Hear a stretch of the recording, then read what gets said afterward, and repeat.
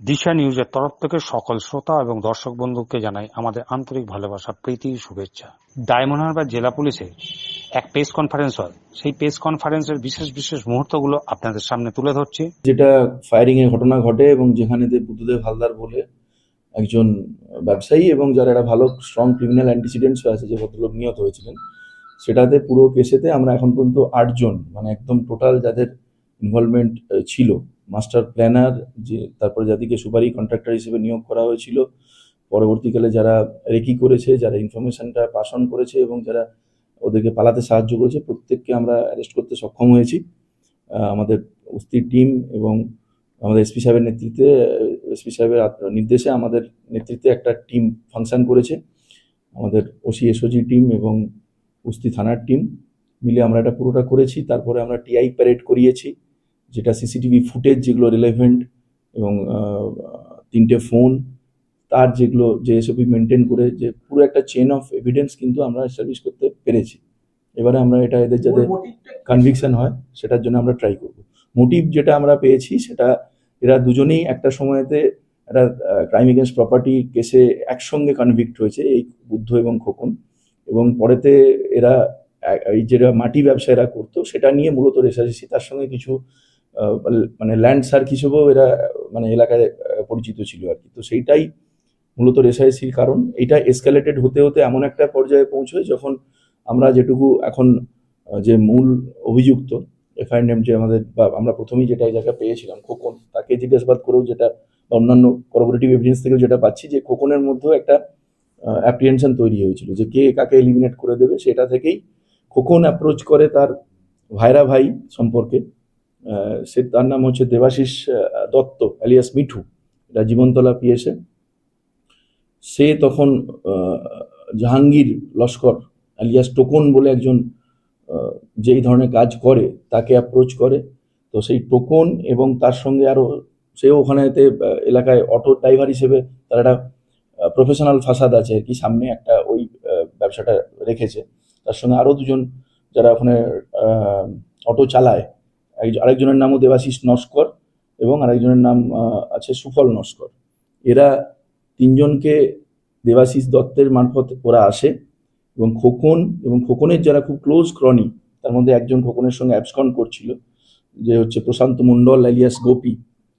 এরা খুব ভালো করে রেকি করে, প্ল্যান করে এবং তারপরে এসে ওই দিনে একটা, যেটাতে রাইট রিবটাকে পিয়ার্স করে, ওই একটাই গানশট ইঞ্জুরি ছিল এবং সেটা multiple organ got damaged as per the postmortem report. তাতে মানে he succumb to the injury, the deceased. এখনো পর্যন্ত আমরা ফায়ার আর্মসগুলো 3টে ফায়ার আর্মস আমরা সিজ করেছি, যেটা বললাম ফোন 3টে, যেটা আমাদের খুব এভিডেন্সে কাজে লাগবে সেটা করেছি।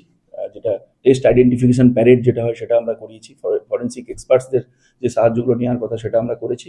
এবং সব থেকে আর একটা ইম্পর্টেন্ট যেটা আমি বলবো, যে এক্ষেত্রে আমাদের ক্ষেত্রে সাকসেস, যে we do not lose sight of the issue.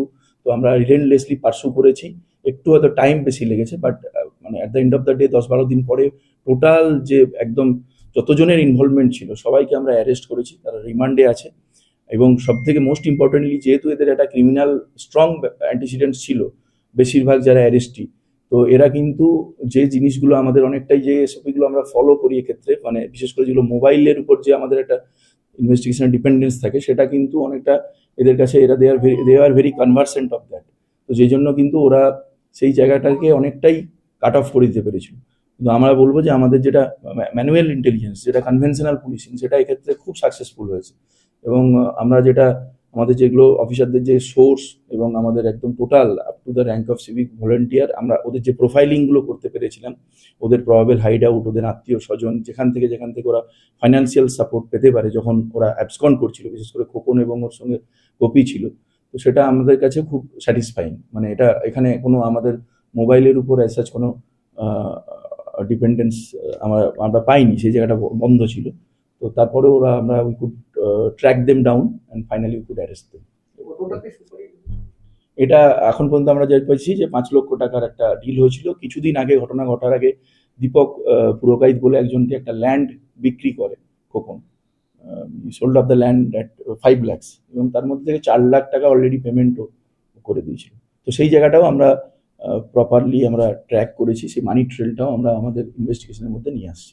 Thank you. এটা কি বলা যেতে পারে যে এই সেটা ইম্পর্টেন্ট হওয়ার থেকেও যেটা আছে যে যেটা এরা দুজনেই, যেটা আমি বলছিলাম যে এরা এর আগেও একাধিক, শুধু উস্তি থানাতেই এদের 5-6টা করে এর আগেও কেস থেকেছে। তারা পরবর্তীকালে বিভিন্ন সময় কোনো সময় কনভিক্ট হয়েছে, কোনো সময় জামিন পেয়েছে। মানে বিগত 20 বছরের ইতিহাস ধরলে অজস্র কেসে এরা আসামি, এবং পরের দিকে তারা কিছুটা হয়তো নিজেদের মানে সামনের দিকে একটা ফাসাদ তারা ক্রিয়েট করেছে যে তারা ব্যবসায়ী, কিন্তু deep down they are criminals.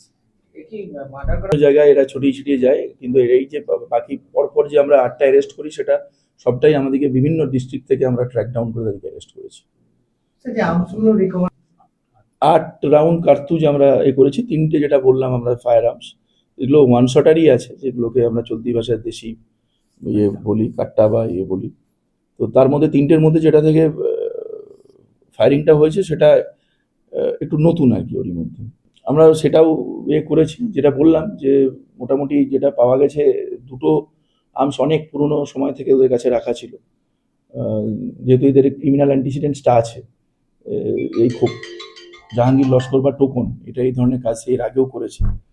তো এটাও তবুও আমরা ফার্দার ইনভেস্টিগেশনে এটাকেও আমরা চেষ্টা করছি, যদি এই আর্মস কালেকশনের সুবাদে যদি আমরা আরো কোনো ক্রিমিনালকে আমরা। আমাদের নিউজ আপনাদের কেমন লাগছে আপনারা কমেন্ট বক্সে কমেন্ট দিয়ে জানাতে পারেন। আর আপনারা কি ধরনের নিউজ দেখতে চান সেটাও আমাদের জানাতে পারেন। আপনাদের যদি আমাদের নিউজ ভালো লাগে তাহলে আপনারা লাইক শেয়ার তো ভুলবেন না।